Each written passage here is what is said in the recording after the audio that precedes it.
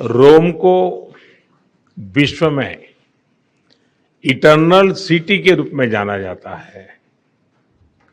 भारत में मेरी लोकसभा कॉन्स्टिट्यूएंसी काशी, उसको भी अनादि और शाश्वत नगर माना जाता है।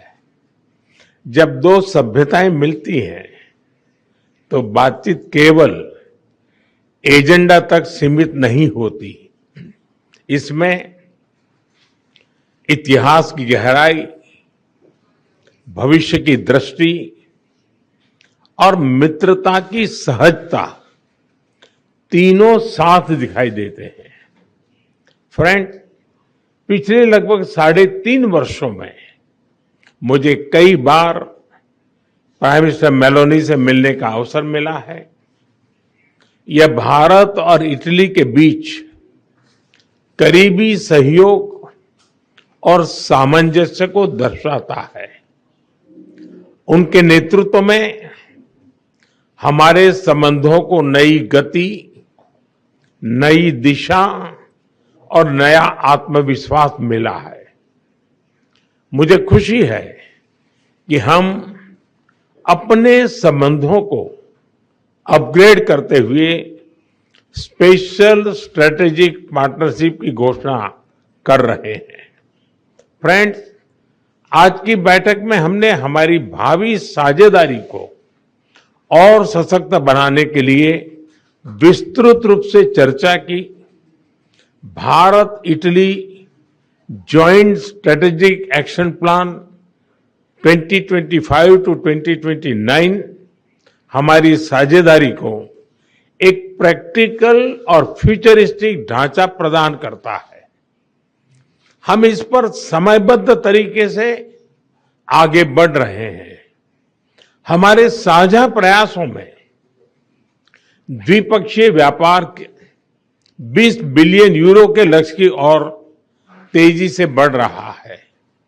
भारत में मौजूद 800 से अधिक इटालियन कंपनीज भारत की ग्रोथ स्टोरी में सक्रिय भागीदार बन रही है।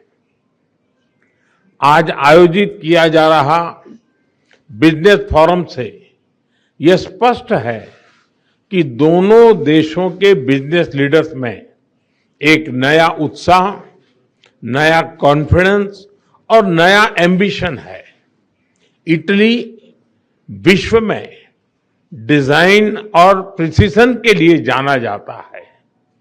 भारत की पहचान स्केल, टैलेंट और एफोर्डेबल इनोवेशन के पावर हाउस की है। इसलिए हम design and develop in India and Italy and deliver for the world के सिद्धांत पर आगे बढ़ेंगे।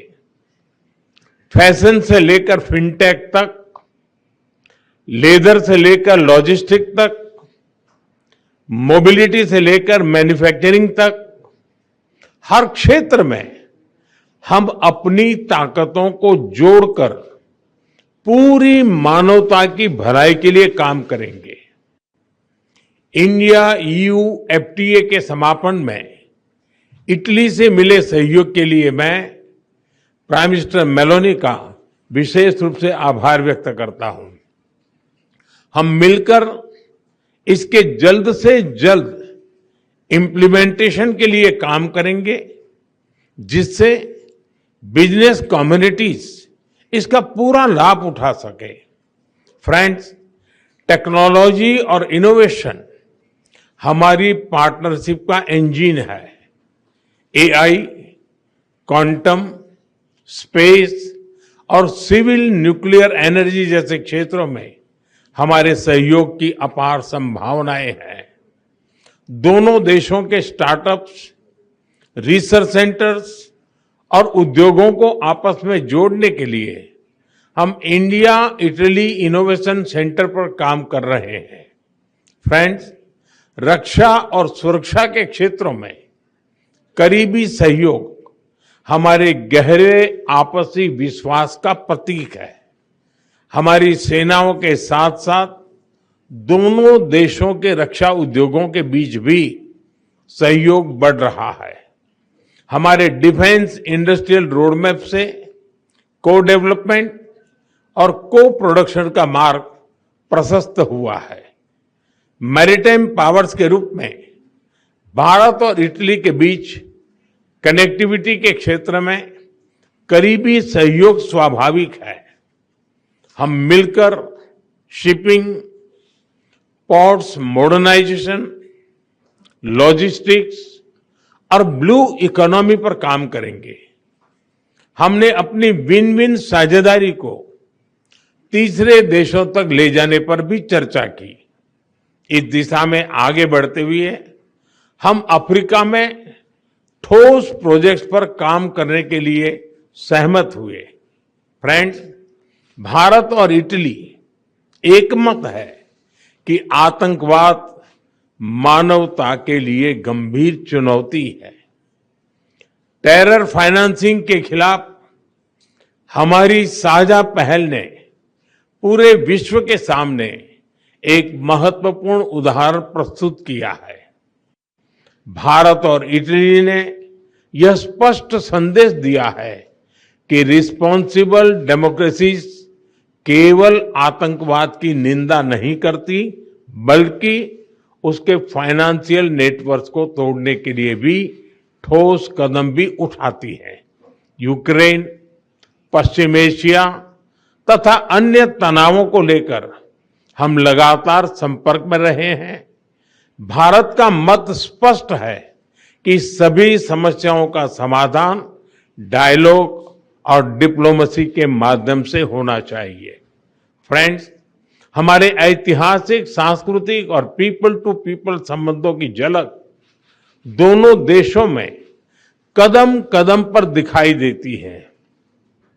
इटली में भारतीय कला, योग, आयुर्वेद और खान-पान के प्रति आकर्षण बढ़ रहा है। संस्कृत और लैटिन जैसी प्राचीन भाषाएं एक ही भाषा परिवार से आती हैं। यह दर्शाता है कि हमारा रिश्ता केवल डिप्लोमेसी का नहीं, साझी धरोहर का है।